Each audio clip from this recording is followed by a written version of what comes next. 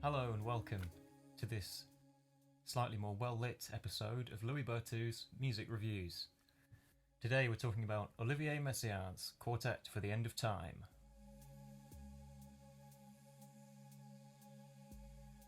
Messiaen was one of those towering figures of 20th century classical music.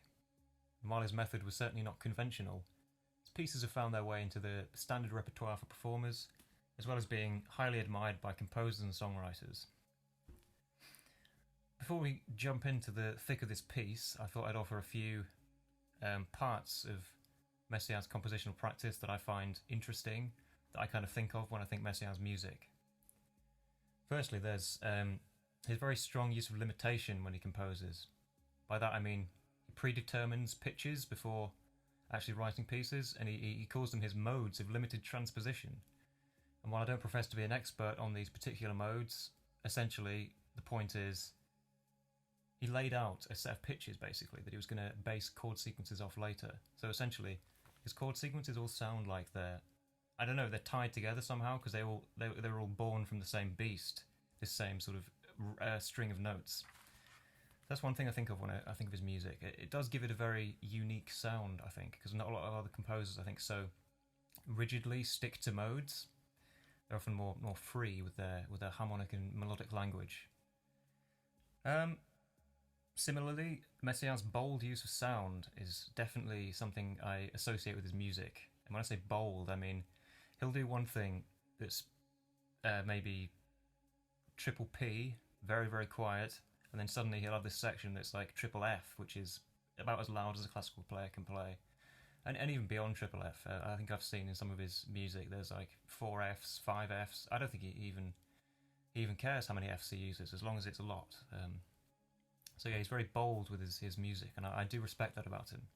I respect it about his music. I think it gives it a certain drama, and it gives it a certain grandiose nature, which, yeah, underpins a lot of his music, a lot of his albums.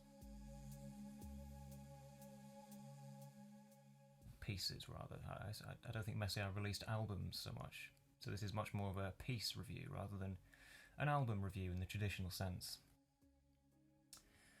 So, we've talked some context, which is good, in less than 3 minutes, so let's dive into Quartet for the End of Time. This is definitely seen as one of Messiaen's more pivotal pieces, I believe, and it's not hard to see why when you consider the context in which it was written. Messiaen actually wrote this piece while, during the Second World War, incarcerated in a concentration camp, of all places.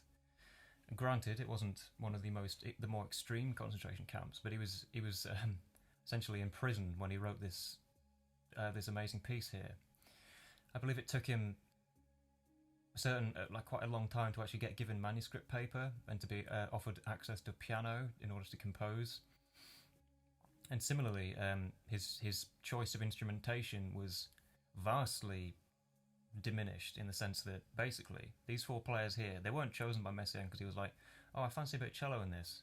It was literally the other musician prisoners with him at the time, and I think they were the only other 3 musicians, and that's why it was a quartet, because obviously Messiaen himself completes the quartet with piano, and he did perform it during the piece's premiere. Yeah, I did highlight the names of the other players actually, because I think it's important. Obviously, just historically, the violinist was Jean Le Boulaire, cellist Etienne Pasquier, and the clarinetist is called Henry Akoka, which I think is a pretty good name actually, if you ask me. I wouldn't mind being called Henry Akoka. So yeah, violin, cello, clarinet, and piano, and that's the quartet for the End of Time that we have here.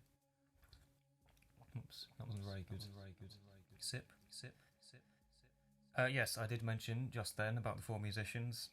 Determining how the arrangement came together, I think it's a real testament to Messiaen's skill as both a composer and arranger, to be given these 4 instruments almost randomly, arbitrarily, and for him to create such a well-balanced piece of music, because that's what this piece is to me. While it runs for over 45 minutes, I feel like Messiaen balances the instruments so well that it never gets boring for me. I think that's very much helped by the imaginative pairings of instruments in different movements. Like we have some movements where all 4 instruments playing together, often playing this same line, just doubled, so quite powerful sound, basically 4 instruments playing the same line. And then we have other pieces where it's just perhaps a 1 string and the piano, or there's even a piece here for solo clarinet, which is one of my personal favourites. We'll get into that later. But yeah, so he definitely enhances the arrangement to its fullest by pairing instruments together in inventive ways.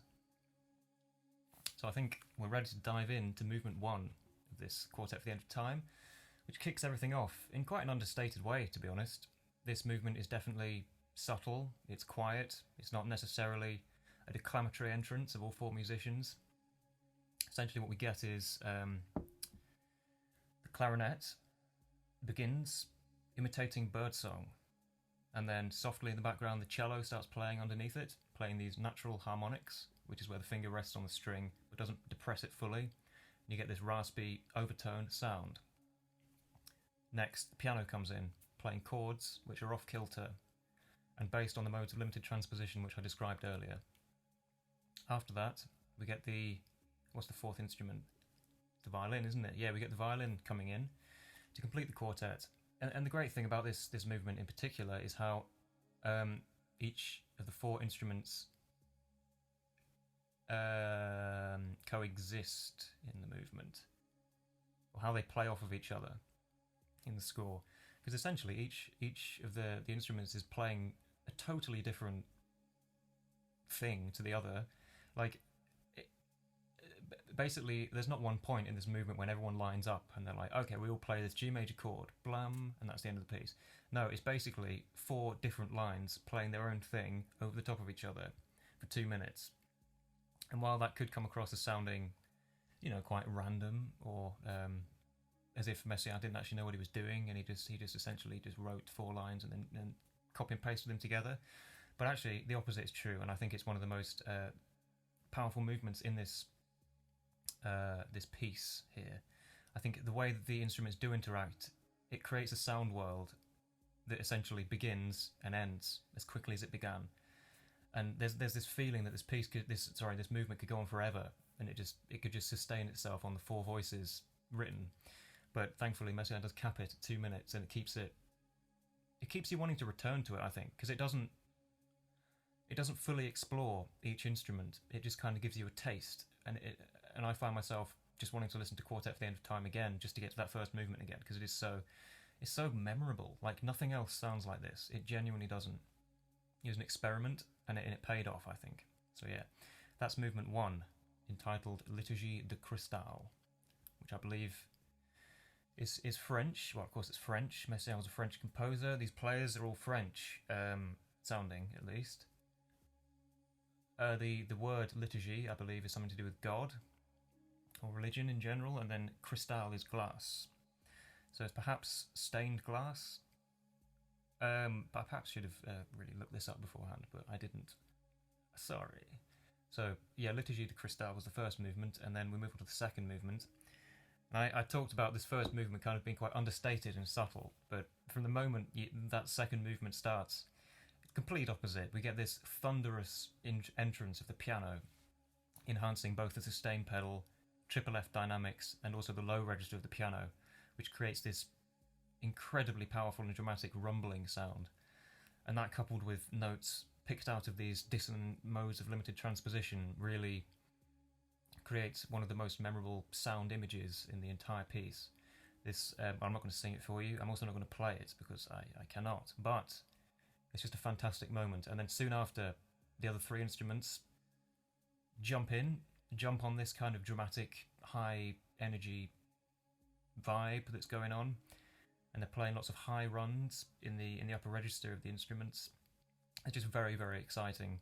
Like, I find after those kind of subdued, very spine-tingling moments of the first movement, this one's spine-chilling, it's bone-chilling, it's very dramatic, and it really does. It's very cathartic. Like, I often find myself, if I'm having perhaps a bad day, I'm in the mood for this piece by Messiaen here. It really does hit the spot, and It's kind of the oral equivalent of punching a wall, which obviously isn't that practical. So it's good that we have music instead, But yeah, this second movement it's not always dramatic. In fact, there's a quite a lengthy B section where we get these constant semiquavers on the piano playing quite nice chords in around the PP register. The PP register, yes, that is a thing. So we have these very consistent, nice sounding chords and a nice little melody over the top of it played by strings. So it's very much an ABA structure in the song. You have the massively loud dramatic A, then you have this B section which is a lot more subdued, and then you have the A section comes back at the end, and you're like, oh yes. As soon as that comes back, you're just immediately like, oh, thank God that came back. Such a good section, such a good moment in this piece. So I mentioned before about this solo clarinet piece, and that is next. It's called Abîme des Oiseaux, and it's actually quite a long movement. I think it's maybe the second longest movement in this piece. It's about around 8 minutes, and it's just 8 minutes of solo clarinet. But somehow Messiaen manages to inject the drama and the emotion into just this very simple form, basically solo clarinet and nothing else. In the recording I'm reviewing here, the 2017 Sony release, there's a lot of reverb on the clarinet, and I think it definitely helps it give this kind of this big expansive sound, because I think perhaps some other recordings the sound's a little dry, I find. We could get into that deeply, but there's no need. I'm just touching on it here. I'm just saying that the recording I'm reviewing here has a very nice reverberant sound which adds to the movement. There's also pieces that there's moments in the composition which are real landmarks in this piece. There's one particular moment where the clarinet is instructed to play this wonderfully dissonant line, starting in the middle register, moving to the top, and then going straight down right to the bottom, right to the bellows of the instrument. And it's just this great exploration of the range of the clarinet, as well as beautiful note choices. And it's not just that though. The exact same phrase repeats in the same range, same everything, except the dynamics, which are brought right down to the point where it's barely audible. And what it creates is this crazy sort of proto-delay. So it's an echo, basically. You have this very forcefully played line that then repeats in very subtle low register. And essentially it does just sound like an echo. And it's even notated in the score to be as like an echo. And it's just a movement that, whenever it jumps out of that piece... Sorry, I keep saying piece when I mean to say movement. But whenever it jumps out of this movement, I get a physical reaction. It's genuinely one of my favourite moments in the piece. So dramatic, so lonely sounding though, with this solo clarinet. It's almost lonely. I think that's summed up by the title actually, which I believe is something to do with an abyss. Abîme des Oiseaux, something like abyss of birds. I'm not claiming to know what Messiaen was talking about when he wrote these sections. I'm just simply talking about the music and how much it moves me. And boy, does it move me. I think it's a good time to perhaps talk about the fifth movement. I'm jumping ahead slightly here, but I want to get my thoughts on it while the momentum's strong, because I genuinely believe this is one of the most beautiful pieces of music I've ever heard. And I want to express this in the right way. But yeah, it's a piece for cello and piano. The piano plays repeated chords very slowly, chung chung chung chung, and then the cello is the melody line over the top of it. And the way Messiaen weaves chord and melody, it's inspired in the strongest sense of the word. And just to think of him doing it in prison. Actually, sorry, he wrote this piece before he went to prison, but still, the actual process of transcribing it and arranging it for the ensemble in prison is just, it really is, it's powerful. It's very, very powerful, the story to this piece. And yeah, just the use of chords, the use of melody, and the way he seems to just have no concept of conventional harmony and melody, and seems to create his own style just almost effortlessly, it seems. and there's so many changes of chord where I just find myself thinking, oh my god, that was not what I would do. That's not what I'd expect to hear, but I'm so glad he did it. And that's helped by the modes of limited transposition, which we talked about. He's essentially picking chords based on these runs of notes that he's predetermined. But yeah, this movement, for cello and piano, is one of the most emotional things. It just blows my mind. It really does. There's certain moments when the dynamics are at their fullest, and then suddenly they drop down to just the quietest rasp of the cello and the softest pluck of the piano, and it's just so powerful. You have to listen to this.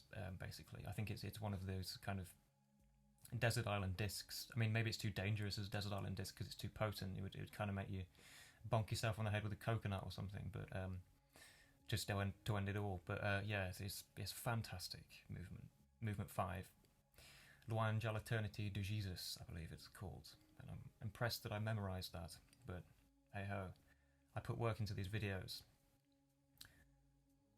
So, I've talked a lot. We're about halfway through this piece. I might split this video up, actually, at this point here, and just give you a part 2, because obviously, it's just a lot, isn't it? A lot to mess around with if you're a casual listener. So yeah, let's have a little break here.